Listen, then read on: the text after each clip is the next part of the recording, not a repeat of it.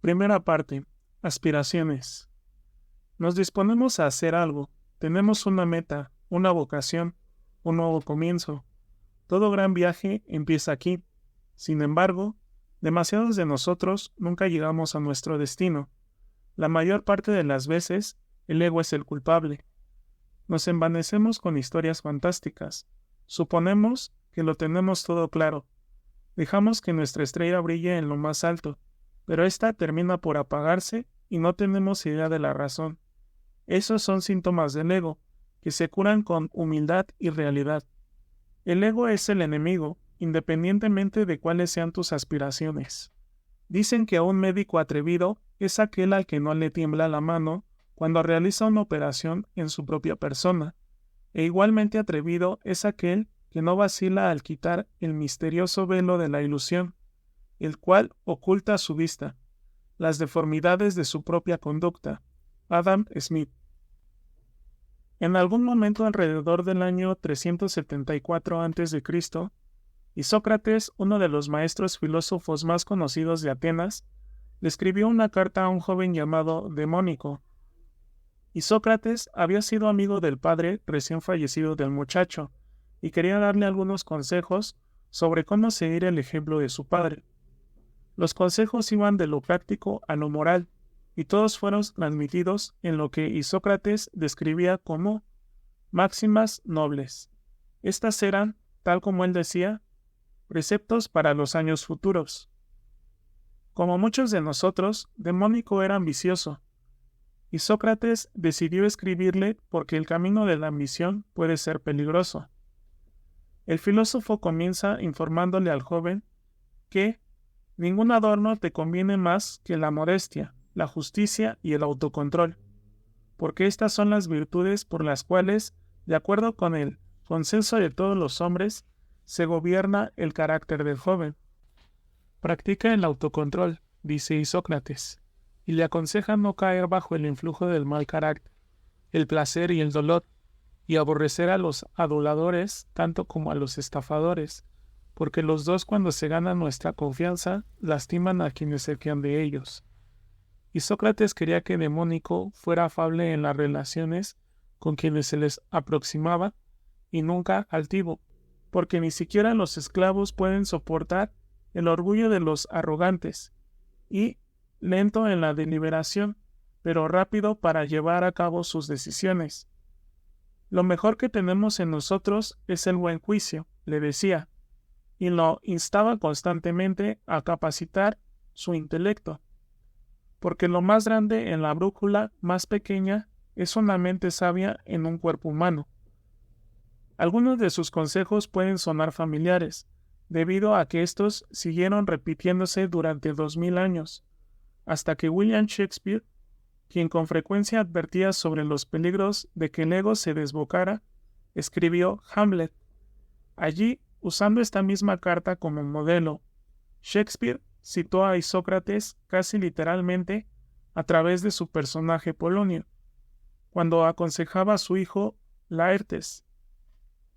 Las famosas palabras de Polonio, que tal vez hayas escuchado, se cierran con estos versos. Y sobre todo, sé fiel a ti mismo, pues de ello se sigue, como el día a la noche, que no podrás ser falso con nadie. Adiós, mi bendición, maduré esto en ti. Años más tarde, las palabras de Shakespeare llegaron hasta un joven oficial militar de los Estados Unidos, de nombre William Tecumseh Sherman, quien llegaría a convertirse en quizás el general más grande de este país y en un gran estratega. Tal vez Sherman nunca oyó hablar de Isócrates, pero le encantaba la obra y a menudo citaba las palabras de Shakespeare. Al igual que el padre de Demónico, el de Sherman murió cuando él era muy joven. Así como Demónico, Sherman fue acogido por un anciano sabio, Thomas Ewing, un futuro senador de los Estados Unidos y amigo de su padre, que se ofreció a adoptarlo y a educarlo como si fuera su hijo. Lo más interesante de Sherman es que, a pesar de las conexiones que tenía, durante la mayor parte de su vida, casi nadie habría podido predecir que llegaría a donde llegó. y mucho menos que un día tendría que tomar la inesperada decisión de rechazar la presidencia de los Estados Unidos. A diferencia de Napoleón, que irrumpió en el panorama por arte de magia y desapareció en medio del fracaso con la misma rapidez, el ascenso de Sherman fue lento y gradual. Pasó su juventud en West Point y luego en el ejército. Durante sus primeros años de servicio, Sherman atravesó casi todos los Estados Unidos a caballo, aprendiendo lentamente de cada misión. Cuando estallaron los primeros brotes de la guerra civil, viajó al este para ofrecer sus servicios como voluntario, y poco después fue enviado a la batalla de Bull Run, una derrota de la Unión bastante desastrosa. Beneficiario de una grave escasez de líderes, Sherman se encontró de repente frente a la oportunidad de ser ascendido a brigadier general y fue convocado para reunirse con el presidente Lincoln y su principal asesor en lo militar. En esta reunión, Sherman expresó libremente sus ideas sobre planes y estrategias ante el presidente, y al final hizo una extraña solicitud. Aceptaría el ascenso solo si contaba con la garantía de no tener que asumir una posición superior después. ¿Prometía a Lincoln cumplirle esa promesa? Sabiendo que todos los demás generales se morirían por tener la mayor cantidad de poder posible, Lincoln aceptó gustoso. En este momento, Sherman se sentía más cómodo como número 2. Él percibía que tenía una apreciación sincera de sus propias capacidades y que esta posición le sentaba mejor. Imagínate eso, una persona ambiciosa que rechaza una oportunidad de avanzar en sus responsabilidades porque en realidad quería estar listo para ello. ¿Eso es tan loco como se ve a primera vista? Sherman no siempre fue el perfecto modelo del control y el orden. Al comienzo de la guerra, encargado de defender el estado de Kentucky, con tropas insuficientes, se dejó ganar por la tendencia perversa a dudar de sí mismo. Vociferando y despotricando contra sus superiores debido a la escasez de tropas, obsesionado por sus propios pensamientos y paranoico ante los movimientos del enemigo, se salió de sus cabales y habló de forma imprudente con varios periodistas. En la controversia fue temporalmente llamado al orden y necesitó varias semanas de descanso para recuperarse. Fue uno de los pocos momentos cercanos a la catástrofe en medio de su estable y ascendente carrera. Fue después de este breve tropiezo y de la lección que con él aprendió, que Sherman hizo realmente una diferencia. Por ejemplo, durante el sitio a Fort Donelson, Sherman tenía técnicamente un rango más alto que el del general Ulysses S. Grant. Aunque el resto de los generales de Lincoln peleaban entre ellos por el poder personal y el reconocimiento, Sherman hizo a un lado su rango y decidió apoyar decididamente a Grant, en lugar de dar órdenes. «Este es su momento», le dijo Sherman, en una nota que iba acompañada por otro barco lleno de pertrechos. «Pídame cualquier ayuda que considere que le puedo prestar». Juntos ganaron una de las primeras batallas de la Unión en la Guerra Civil. A medida que su confianza en sí mismo se fortalecía debido a estos éxitos, Sherman comenzó a abogar por su famosa Marcha al Mar, un plan audaz y estratégicamente sólido, no surgido de un genio creativo, sino del conocimiento de la topografía que había explorado y estudiado cuando era un joven oficial, y que en ese momento parecía una avanzada militar aislada y sin sentido. Sherman fue ganando seguridad en aquellas cosas en las que solía ser cauteloso, pero a diferencia de muchos otros que poseen gran ambición, él se fue ganando la audacia en lugar de heredarla. A medida que construía un sendero de Chattanooga a Atlanta y luego de Atlanta al mar, imitó el esquema tradicional de enfrentar una batalla tras otra. Cualquier estudioso de la historia militar puede ver ahora cómo exactamente la misma invasión realizada desde el ego habría tenido un final diferente. Su realismo le permitió ver un camino a través del sur que los demás creían imposible. Toda su teoría de maniobra militar se apoyaba en evitar deliberadamente los asaltos frontales y las demostraciones de fuerza con batallas campales e ignorar las críticas destinadas a provocar una reacción. Él sencillamente no prestaba atención. Al final de la guerra, Sherman era uno de los hombres más famosos de los Estados Unidos. Sin embargo, no buscó una posición en el gobierno. No le gustaba la política y solo quería continuar prestando sus servicios para luego retirarse, haciendo caso omiso de los continuos elogios y la atención constante producto de sus éxitos. Le escribió una advertencia a su amigo Grant: sé natural y sé tú mismo, y esta reluciente adulación será como la brisa pasajera del mar en un caluroso día de verano. Uno de los biógrafos de Sherman resumió al hombre y a sus increíbles logros en un pasaje memorable. Esa es la razón por la cual Sherman constituye nuestro modelo en esta fase del ascenso. Entre los hombres que se elevan a la fama y el liderazgo, se reconocen dos clases: aquellos que nacen creyendo en sí mismos y aquellos para los cuales este es un proceso lento que depende de los logros concretos. Para los hombres del segundo tipo, su propio éxito representa una sorpresa constante y sus frutos son más deliciosos porque deben ser puestos a prudente prueba por un acechante sentido de duda acerca de si todo es un sueño. En esa duda yace la verdadera modestia, no la farsa de un falso autodesprecio, sino la modestia de la moderación en el sentido griego. Es aplomo, no pose. Uno debe preguntar si la fe en nosotros mismos no depende de los logros reales. Entonces, ¿de qué depende? Cuando estamos empezando, con mucha frecuencia la respuesta es de nada, ego.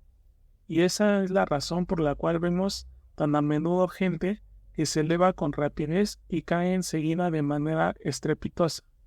Y entonces, ¿qué clase de persona serás tú? Como todos nosotros, Sherman intentaba el equilibrio entre el talento, la ambición y la intensidad, especialmente cuando era joven. Pero su victoria en este combate es la principal razón por la cual pudo manejar el apabullante éxito que terminaría por encontrar. Probablemente todo esto suena extraño. Mientras que Sócrates y Shakespeare quieren que practiquemos el autocontrol y la automotivación y que nos rijamos por los principios, la mayoría de nosotros hemos sido entrenados para hacer todo lo contrario. Nuestros valores culturales casi tratan de volvernos dependientes de la validación externa y nos invitan a dejarnos llevar por nuestras emociones. Los padres y maestros de nuestra generación se concentraron en construir la autoestima de todo el mundo. A partir de ahí, los tópicos de nuestros gurús y nuestras figuras públicas han buscado casi exclusivamente llenarnos de inspiración, darnos ánimos y asegurarnos que podemos hacer lo que sea que nos propongamos hacer. Pero en realidad, eso lo vuelve a uno débil. Sí, a ti también. Con todo tu talento y tu potencial como chico maravilla o chica que va a llegar lejos. Aquí damos por sentado que tienes un futuro prometedor. Esa es la razón por la cual aterrizaste en la prestigiosa universidad a la que asistes ahora, por la cual ya conseguiste la financiación que necesitas para tu negocio, por la cual fuiste contratado o ascendido, por la cual tienes ahora la oportunidad maravillosa que te tocó en suerte. Tal como dice Irving Berley, el talento solo es un punto de partida. La pregunta es, ¿serás capaz de sacarle todo el provecho posible? ¿O acaso te convertirás en tu peor enemigo? ¿Apagarás la llama que estás empezando a arder? Lo que vemos en Sherman es a un hombre profundamente conectado con la realidad, un hombre que salió de la nada y logró cosas grandes, sin sentir nunca que, de alguna manera, tenía derecho a recibir esos honores. De hecho, regularmente aceptaba la autoridad de otros, y era más feliz si contribuía a que ganara su equipo, incluso si eso significaba menos crédito o fama para él. Es triste pensar que las generaciones jóvenes aprendieron sobre el glorioso ataque de la caballería de Piquet, un ataque confederado que fracasó, pero desconocen, o peor aún, desprecian el modelo realista y tranquilo de Sherman. Se podría decir que la capacidad de evaluar las habilidades propias es la más importante de todas. Sin ella, mejorar es imposible. Pero, sin duda, el ego dificulta esta tarea todo el tiempo. Claro que siempre es más placentero concentrarnos en nuestros talentos y fortalezas, pero ¿a dónde nos lleva eso? La arrogancia y el egocentrismo inhiben el crecimiento, al igual que la fantasía y la visión. En esta fase debes ser capaz de verte a ti mismo con un poco de distancia, de cultivar la capacidad de olvidarte de ti mismo. El desapego es una especie de antídoto natural contra el ego. Es fácil sentirse emocionalmente comprometido y enamorado del trabajo propio. Todos los narcisistas pueden hacerlo.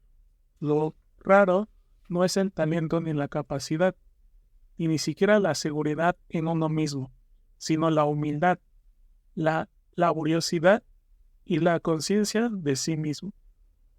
Para que el trabajo sea genuino, debe venir de la verdad. Si quieres ser algo más que un relámpago en el cielo, debes estar preparado para concentrarte en el largo plazo. Aprenderemos que, aunque pensemos en grande, deberemos actuar y vivir modestamente con el fin de lograr lo que buscamos, debido a que estaremos centrados en la acción y la educación y nos olvidaremos de la validación y la búsqueda de estatus. Nuestra ambición no será grandiosa, sino repetitiva, un paso tras otro, aprendiendo y creciendo, e invirtiendo en ello el tiempo necesario. Debido a su agresividad, su intensidad, su egoísmo y su infinita autopromoción, nuestros competidores no se dan cuenta de la forma en que ponen en peligro sus propios esfuerzos, para no hablar de su cordura. Rebatiremos el mito del genio autosuficiente para quien la duda y la introspección son desconocidas, y también el mito del artista sufriente y torturado que debe sacrificar la salud por su trabajo. Mientras que ellos están divorciados de la realidad y de los demás, nosotros estaremos profundamente conectados y conscientes, y aprenderemos de todo eso. Los hechos son mejores que los sueños, como dijo Churchill. Aunque compartimos con muchos otros una visión de la grandeza, entendemos que el camino hacia ella es muy distinto. Al seguir a Sherman e Isócrates, comprendemos que el ego es nuestro enemigo en ese viaje, y lo combatiremos a cada paso del camino, para que cuando alcancemos el éxito, este no nos hunda, sino que nos vuelva más fuertes.